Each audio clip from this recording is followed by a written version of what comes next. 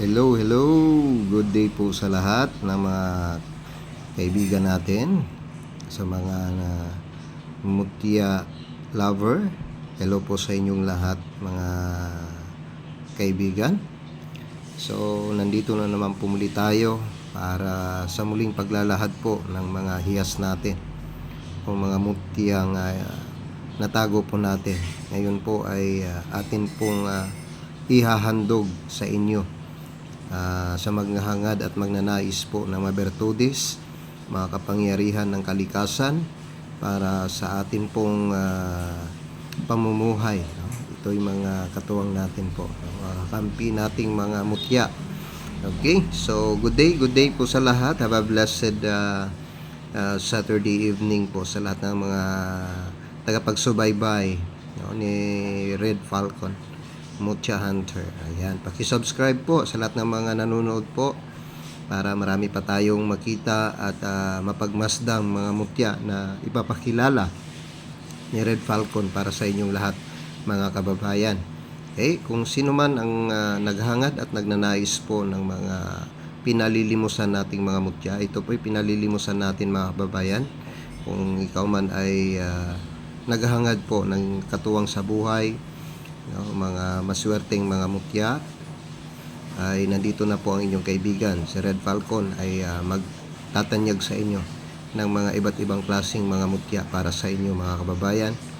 Okay, so ito po ay atin pong ipapakilala sa inyo sa araw na ito po. Okay, Sabado ngayon, dated po tayo ng January 3, 2026. Kung sino man ang magangad, tumawag po kayo sa aking number na naka-indicate po dyan sa ating descriptive title, no? At saka guys, kunting tulong po sa channel natin, paki-subscribe, no? Para patuloy-tuloy pa natin na ipapakilala ang mga mutyang itinatago ni Red Falcon. Okay, so nandito po, mga kababayan, mga kapatid, shout out po, no, sa inyong lahat ng mga kaibigan natin, sa mga new viewers natin, mga mabago natin, no? So yung channel ni Red Falcon ay bago pa lamang po para sa inyong kaalaman. So kailangan po natin ng suporta galing sa inyo, mga kapatid, no? Salamat po sa magsusubscribe at paabot ng inyong mga support at mensahe, no, para sa atin pong channel na ito. Maraming salamat po talaga, no? Okay, shout out na lang sa inyo from Luzon, Visayas at naging dito sa Mindanao at sa buong Kapuluan at sa buong mundo na rin, kung mayroon tayong mga kapatid, mga kaibigang nanonood po sa buong mundo. Okay, so ito po yung mga hiyas natin, mga mutyang ipapakilala ngayon, mga kapatid. Mayroon po tayong 4 na mutya dito, okay, na akin po ipapakilala sa inyo ngayong araw na ito. Ayan po, mga kapatid, no? So yan po ay magagamit natin lalong-lalo na po sa ating pamumuhay sa araw-araw. Protection na rin natin po, no? Dahil yung mga mutya na ito ay nagdadala po ng depensa at protection, okay, para tayo ay iway sa mga anumang masasamang mga pangyayari sa buhay, upang maingatan po natin yung katawang lupa natin, upang makapagpatuloy tayo sa mga ginagawa natin, trabaho, anuman ang mga hanap buhay, no, ay makapagpatuloy pa tayo at maabot yung mga pangarap natin at maangkin natin yung ating mga gustuhin sa buhay sa pamamagitan ng mga mutyang ilalahad ng Red Falcon para sa inyo. Okay, salamat po talaga guys sa inyong panonood, no? We have 15 viewers po sa bagong channel na Red Falcon, mga kapatid. Salamat po. At ito na ngayon ay atin pong ipapakilala sa inyo yung 4 nating mga mutya dito. Okay, so ito, mga kababayan, mga kapatid at mga mutya lovers natin dyan, itong mga mutya na ito, mga kapatid, ay atin pong ipapakilala sa inyo, no? Mayroon po tayong 4 dito. So ito ang mga masiswerte, malalakas po, no? Sa charm, sa wealth, sa health, no? Ayan, maging sa ano natin po, protection natin sa mga masasamang loob. Okay, pagka meron po tayong mga mutya, ayan, sa pamamagitan ng gabay kalikasan, tayo po ay biniyayaan at binigyan po ng isang kakaibang hiyas na ito. Okay, so ayan po mga kapatid. Ito po mga kababayan ay isang uring mutya ng bawang. Ayan, isang mutya ng bawang po ito. Ayan po, no? Okay, makikita ninyo dyan kaibigan ay mayroon siyang gabay. Ayan o, yung puting gabay na yan na para siyang sinag-araw na gabay, ano? Okay, yan. Sa tagal ng panahon po ay nagkristal po siya, ano? Yan. Okay, so binigay sa atin, pinagkaloob po sa atin ng abyan, no? Ng ating gabay, ng kalikasan. Yan po ang mutya ng bawang. So napakaganda po at napakainam po pang taboy po ito sa mga kamalasang dumarating sa buhay. No, pinuputol niya yung mga curse. Ayan. At tayo po ay binibigyan ng positibong enerhiya sa ating pamumuhay. Ayan. At magbibigay ng mga maraming mga blessing. At nagbibigay din ito kapatid sa atin ng lakas ng katawan sa pangaraw-araw nating trabaho at ginagawa. Hindi tayo basta madaling mapagod. Alam niyo ba ang mutya ng bawang ay pantaboy ito sa mga masasamang mga entity, no? Tulad ng mga masamang espiritu, no? Ayan, so tinataboy niya ito upang yung ating ginagawa sa araw-araw ay magpapatuloy at magpapatuloy po. Yan po, kalatisin nating mabuti. Yan po ang isang mutya ng bawang. Yan, napakaganda po siya. May tinatago po siyang hiyas, no, na kagandahan. Ayan po ang tinatawag natin, ang mutya po ito ng bawang mga kababayan. Ayan. Okay, isang malaginto ang aura itong mutya natin ng bawang. Ayan. So itapat natin sa ilaw, makikita po natin ang kanya pong kinang at ganda po. Ayan. No, makikita po natin po mga kapatid. Yan po ang mutya ng bawang. Napakaganda. Sa tagal ng panahon po, naitago po ng kalikasan at ngayon ay nasa kamay po natin at ipagkakalob natin sa lahat ng mga kaibigan natin. Makikita niyo yung gabay dyan mga kapatid. Ayan. No, para siyang sinag-araw. Ayan o. Yan o. Wow. Napakasulid at talagang napakaganda pong aurahan ang makikita natin dito sa ating mutya ng bawang. Okay. Yan. Mutya po yan ng bawang mga kababayan. Tagal ng panahon yan ay natago sa pamagitan ng ating abyan ay naituro po kung saan po ito matatagpuan. Salamat po sa gabay natin sapagkat hindi tayo binibigo sa pagtagpo ng mga mutyang mainam at maswerte po sa ating pamumuhay. Makikita nyo dyan kapatid. Ayan, may tinatago po siyang magandang aura. Wow. Napakasulit po, no? Makikita nyo dyan mga kababayan ang iba't ibang uring gabay. Ayan. 3 engkanto.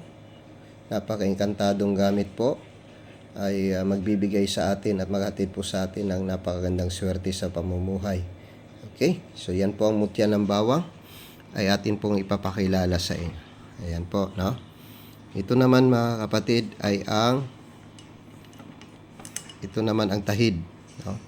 Isang tahid po ng manok gubat kung tatawagin dito sa amin, no? O tinatawag nating labuyo, no?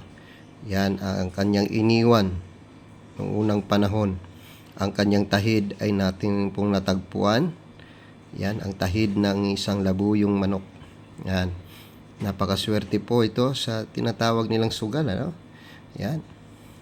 At mapanghalina po sa pera.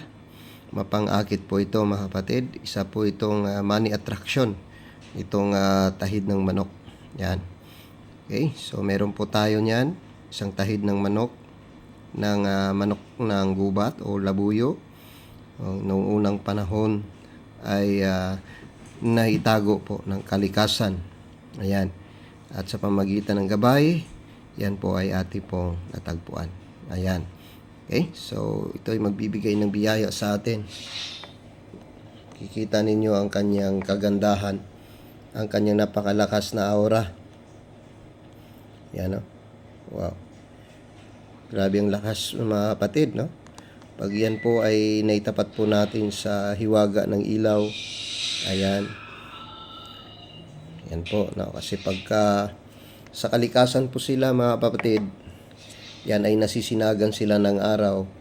Yan sila kumukuha ng lakas at ganda ng kanilang aura. Yan natin makikita na habang tumatagal, lalo silang tumitibay, lalo silang gumaganda. So makikita po natin dyan, mayroon siyang aurang gabay mga kapatid. Ayan o. Yan, isang mukhang engkanto na siya pong nag-iingat po ng mutya na ito. Ngunit sa pamagitan ng ating abay ng kalikasan ay pinagkaloob po sa atin ang isang mutya po ng isang tahid manok, no? Yan, ng kubat. Okay? So, yan mga kapatid. Okay? So, meron din tayo ditong mutya ng ipo-ipo. Ayan, ang bertud ng ipo-ipo. Isang lakas katawan. Kung ikaw po ay mahina, no? Mahina sa katawan, alam nyo naman, ang mutya ng ipo-ipo ay malakas po ang kanyang bugsong hangin. So, nagbibigay po siya ng lakas sa ating katawang lupa. Ayan, no? So, sa mga nangangailangan po ng bertud ng ating ipo-ipo, ayan ang isang uring ipo-ipo, no? Mutya ng hangin o ang mutya ng buhawi.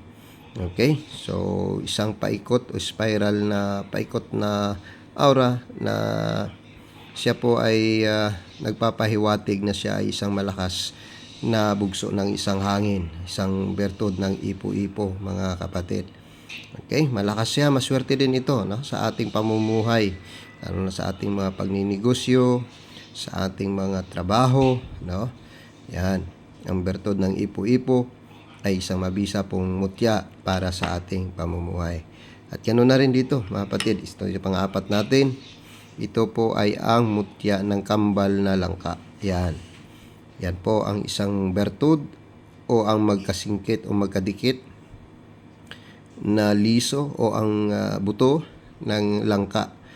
Okay, isang mabangong aura, mahalimuyak, at isang mapanghalinang mapangakit na bertudis ng kalikasan.